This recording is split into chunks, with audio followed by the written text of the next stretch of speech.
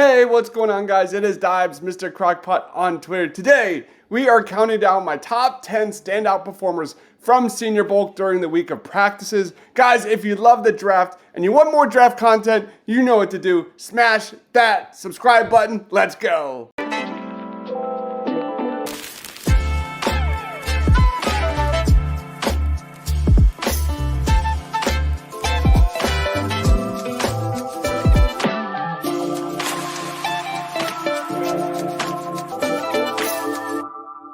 Coming in number 1, Quinyon Mitchell, cornerback from Toledo. Cornerback Quinyon Mitchell made a strong case for the top defensive player all week long. Mitchell looked smooth and controlled. He was seen locking down wide receivers in one-on-ones, similar to Roman Wilson, which we'll get to in a second. Mitchell looked like a professional among amateurs all week. Mitchell rocked so many receivers during practice. On one snap, Mitchell plastered himself to USC's Brendan Rice, yes, Jerry Rice's son, then intercepted a pass that was underthrown by Bo Nix. Mitchell made the pick so effortlessly that he might have been the smoothest catch any player, including wide receivers, made all week long. Mitchell showed everything a team can want in an outside corner, including a short memory to recover from a rare lost rep. Mitchell, without question, elevated himself into the conversation to be among the first cornerbacks drafted in the 2024 draft. He was that good. Quinyon Mitchell had an impressive 4-year career at Toledo and looks every inch a first-round pick.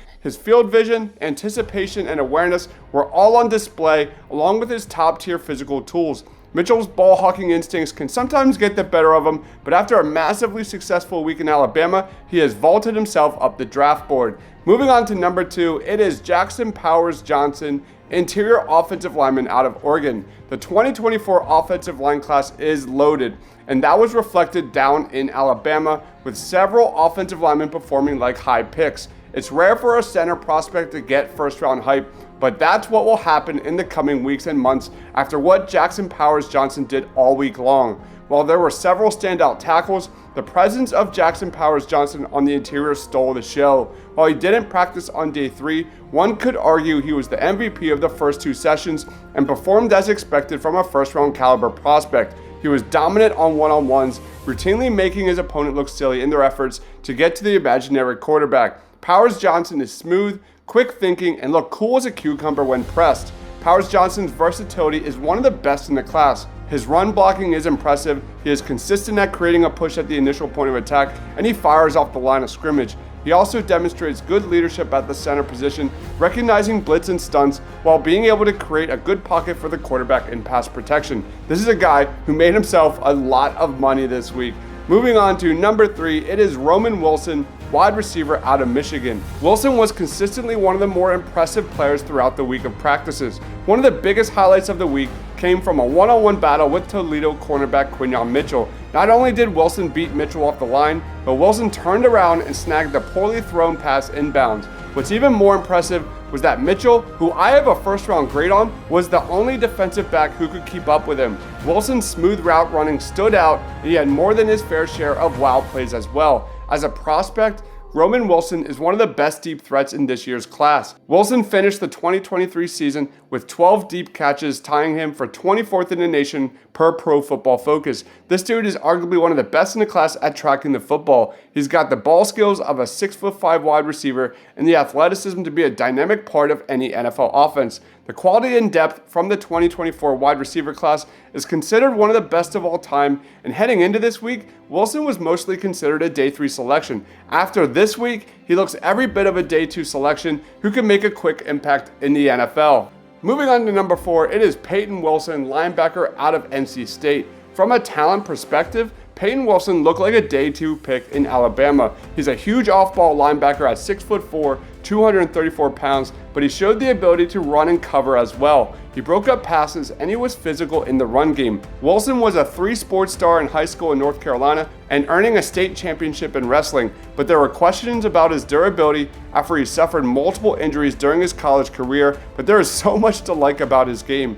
Peyton Wilson has day 1 talent and he's arguably the best pure linebacker in this year's class. The biggest issue, and the one that will likely cause him to fall, is that injury history and questions surrounding his ability to continue his muscular development at the next level. Regardless, whatever team lands Peyton Wilson on day 2 will be grabbing a steal and one of the biggest sleepers in this year's draft. Moving on to number 5, it is Darius Robinson, edge rusher out of Missouri. If there's an award for who made himself the most amount of money this week, it might go to Darius Robinson. The versatile defensive lineman was among the most dominant players on the field all week, showing off an impressive blend of size, power, and explosiveness. Robinson was arguably the most consistent and effective pass rusher, winning the one-on-ones and using his length well to give himself options as a rusher. Robinson flashed a nice up and over move and also a quick inside spin. He did get caught playing too high a few times, but Robinson fought hard to the end of the whistle even if he didn't win the rep, and that was not true of some of his other competitors at the edge position. The edge class is strong in the middle of round 1, but takes a nosedive into day 2 and forward when it comes to depth. At 6'5" and 286 pounds, Darius Robinson is coming off an 8.5 sack season, and there is currently a ton of buzz around his name right now. Robinson's ability to line up at multiple spots along the defensive line and wreak havoc on opposing blockers and ball carriers alike could have him knocking on the first round door after this week, making him one of the biggest risers of Senior Bowl week. Moving on to number 6, it is Jarvis Brownlee Jr., cornerback out of Louisville. Coming into the week, Jarvis Brownlee Jr. was widely considered one of the top sleeper prospects in this draft. After his week of practice in Alabama, that label no longer fits, as Brownlee put on a show against some of the top pass catchers in the class. The 5'10", 183-pound cornerback looked really solid on one-on-one reps and showcased his tight coverage. Brownlee even got the attention of the great Sauce Gardner, who said this about his performance: "Great patience, great eyes, and great finish." While he was somewhat limited in the final few games of the 2023 season due to a foot injury, Brownlee was still considered among the best cornerbacks in the ACC. In 11 games and 9 starts last year, he logged 30 tackles, 1 for loss, 6 pass breakups, and an interception and fumble recovery. Brownlee is a versatile corner who can line up outside or in the slot. Brownlee's combination of instincts, physicality, and quickness should make him a really intriguing day 3 selection after his strong showing. Moving on to number 7, Spencer Rattler, quarterback out of South Carolina. Looking for a quarterback prospect that rose to the occasion? Among this year's quarterbacks in attendance, Oregon's Bo Nix was somewhat disappointing, while Washington's Michael Penix Jr. performed as advertised. But the quarterback who made himself the most money this week was Spencer Rattler, who showed off all the physical traits that made him a prized recruit coming out of high school. He showed more decisiveness, better decision making, and really good ball placement. Rattler even hooked up with his former teammate Xavier Legette on a corner route during practice. Not only did Spencer Rattler make impressive drive throws outside the numbers with his arm, but he also showed he could read high to low, work within structure, and decisively hit open options underneath. Rattler's comfort and confidence level set him apart in Alabama and allowed his natural talent to shine. Did he do enough to enter the same tier as Nix and Penix? That remains to be seen, but the gap between them might be closing. While Rattler might be undersized with film filled with inconsistency, his performance this week might be enough to get him day 2 consideration for the right team. Moving on to number 8, it is Theo Johnson, tight end out of Penn State. If you're a team looking for a tight end prospect to make a name for himself during the week of practices, then Penn State's Theo Johnson was your guy.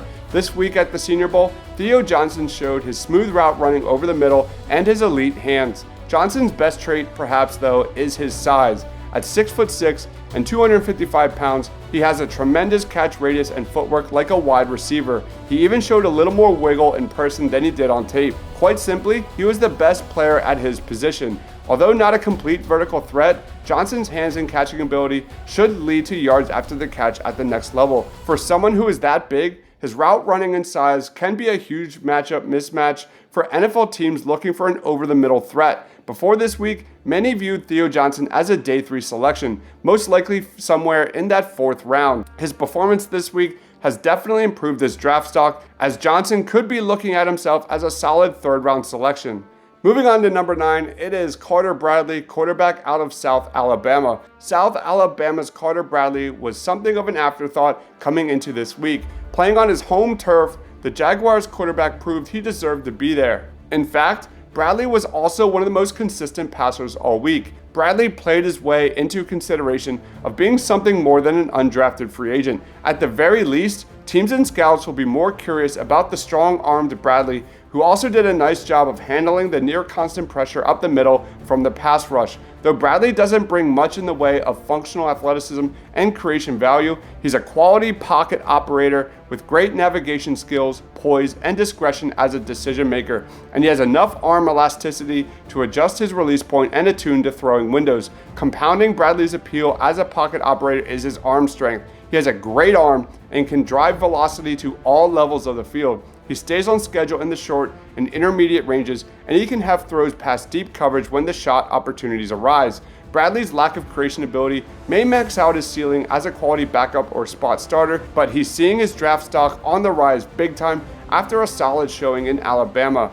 To round up my top 10 standouts, it is Gabe Hall, defensive tackle out of Baylor. Personally, I did not know a lot about Gabe Hall coming into practice this week in Alabama, but he garnered attention right away. His burst up the line showcased both strength and leverage. Moreover, he was one of the few interior rushers who seemed to have a real plan as a pass rusher, but could also react and improvise if the initial plan did not work. Absolutely no one could handle his entire set of moves, hitting linemen with a cross chop, club swim, and then coming back and getting right into their chest with speed to power. All of that comes back to Hall raising his stock significantly. He had a week that was reminiscent of last year's Keanu Benton, who saw his stock rise all the way to number 49 in the 2023 NFL Draft. Hall came into this week as a heralded day 3 guy, someone with a high floor with the ability to win on early downs and serve as a valuable run defender. More importantly, Hall showcased some major upside as a pass rusher and looked like a flat-out stud.